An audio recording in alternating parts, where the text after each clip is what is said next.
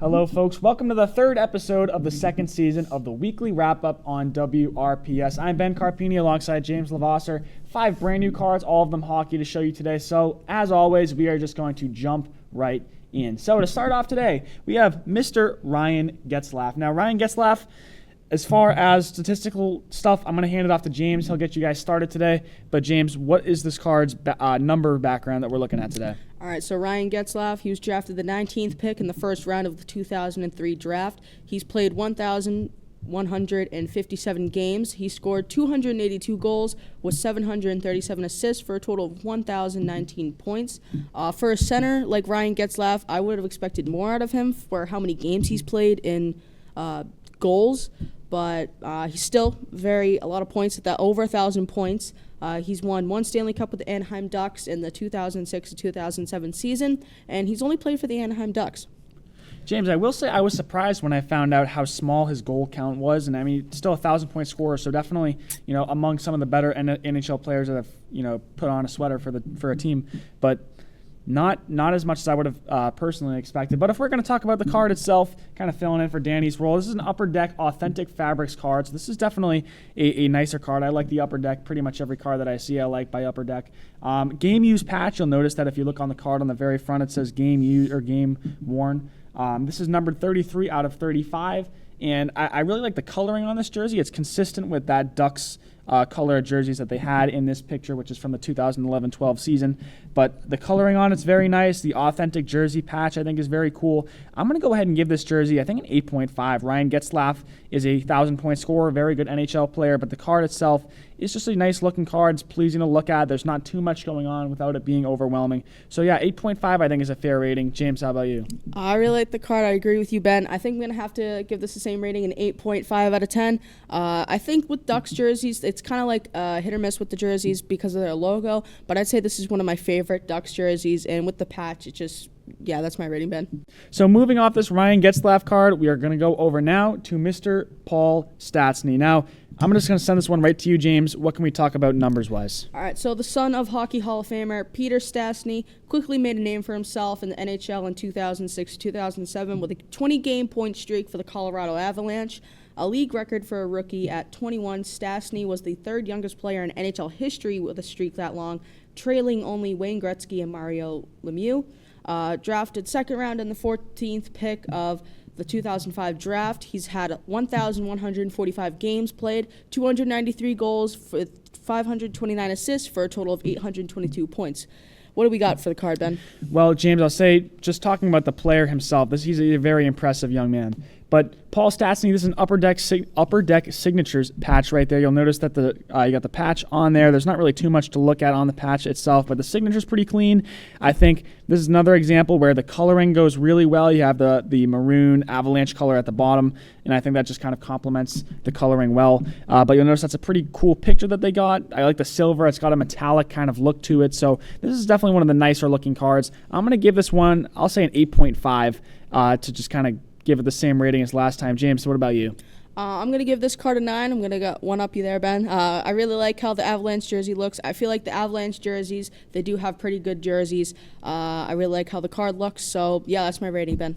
So moving off of Stastny, we're going to go on now to our third card of the day, and that is Mr. Daniel Girardi. Now, New York Ranger right there, you can see on the very front, and I'll get into how this card looks in just a moment. James, how are we looking on this card statistically? I couldn't really figure out much about Daniel Girardi. He did go undrafted, but he signed as a free agent by the New York Rangers of July 1st, 2006. He's a defenseman. He's played 927 games, 56 goals scored, 208 assists, for a total of 264 points. And he's only played for the New York Rangers and Tampa Bay Lightning. With the points, he's a defenseman, so obviously the assists will outweigh the goals. But with how many games he's played, I feel like this is another player today that I feel like he could have done more. What do you think, Ben? Well, I would have to agree with you on that he's not really a super big name, Daniel Girardi. But if we're going to talk about the way that this card looks, it's kind of bare. And I'll say that you got the red patch right there. The New York Rangers, their jerseys aren't super red, so I am not entirely sure what part of the jersey they got this from, but not so much going on here. It's a little bit bland in my opinion. It's an Upper Deck rookie patch card, so it's still pretty cool to have, but You got the signature right there. The picture is definitely a little bit dated, and you can tell just by the kind of almost graininess that I see from this angle at least. But this is another pretty cool card. I'm going to stand today with an 8 on this card, 8 solid. James, how about you? I like the player. I like what he's all about. I expected more out of him. Just with the card and how it looks, again, with the red, like with what you said, what part of the jersey did they get that from? I feel like with the metallic look, it kind of reminds me of the Paul Stastny card that we just saw. I feel like it went better with the Paul Stastny card than with Daniel Girardi and the jersey he's wearing. So I'm going to have to give this a 7 out of 10. Moving off now of this Girardi card, this Boston fans like myself are going to be pretty happy with this one.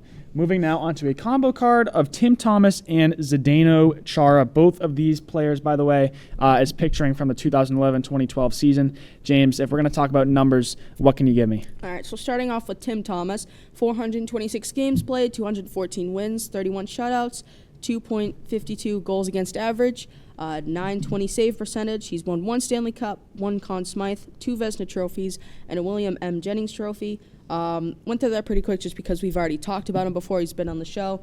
Same with Zdeno Chara.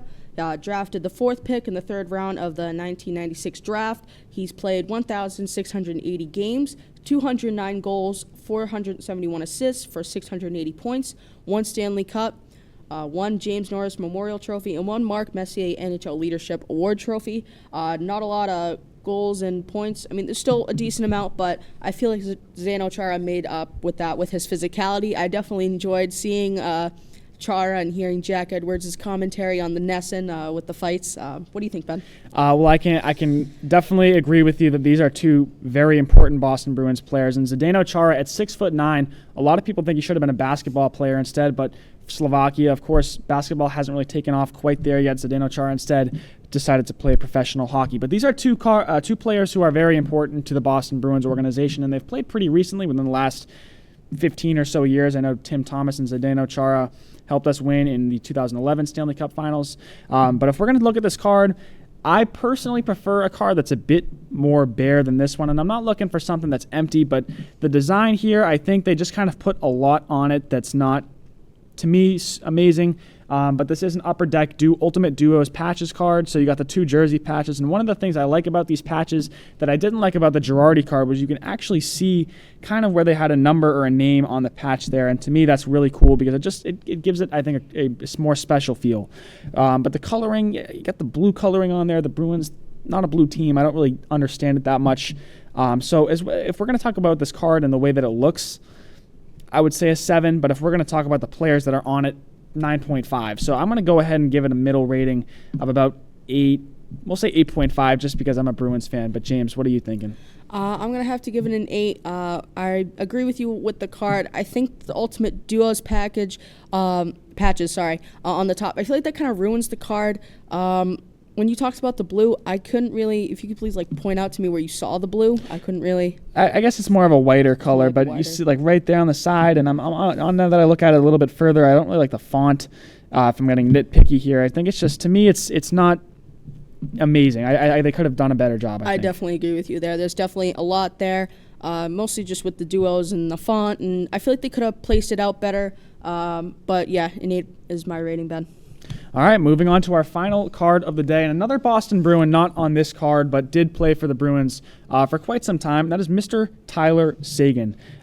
James, I'll just hand this one right off to you. What can we talk about with Seguin statistically? All right, so his stats for his career so far: 2nd pick of the 1st round of the 2010 draft, 969 games played, 351 goals, 437 assists for 788 points, 1 Stanley Cup, and obviously those points will keep going as he continues to play. Tyler Seguin, a very well-known NHL player, at least for me personally. I think Tyler Seguin is probably one of the NHL players that I'd say if you had to ask me to name a couple of them. But you'll notice right here, this is actually not an Upper Deck card. This is an in-the-game card, Heroes and Prospects, who I think we've had a couple of Heroes and Prospects cards on the show before. Definitely a little bit dated, and you'll notice that, I think, just with Seguin in the OHL jersey right there, and that's from the Plymouth Whalers, who are actually no longer an organization. They've since moved to Flint to be the Flint Firebirds in the OHL, but getting a little bit ahead of myself here. Tyler Seguin on this card, he's wearing the OHL jersey, and it's just a bit dated. Signature's pretty clean, though. I do like this card and the way that it looks, but I don't know. It's just not really my cup of tea, to be completely honest with you. I'm going to say 7.5, just given that it's an OHL card and you have Tyler Seguin. I don't really know, but 7.5 is what I'm feeling on this one. James, how about you? I'm going to have to give this card another 8. I feel like an 8's kind of like a middle number, not the best, not the worst. That's what I'm feeling with this card. It's not really the best card that I've seen out of, how I've been on the show. It's not the worst. I've definitely seen worse cards than this, but it's, the OHL jersey. It does look nice, and yeah, just an 8. That's pretty much all I can say, Ben.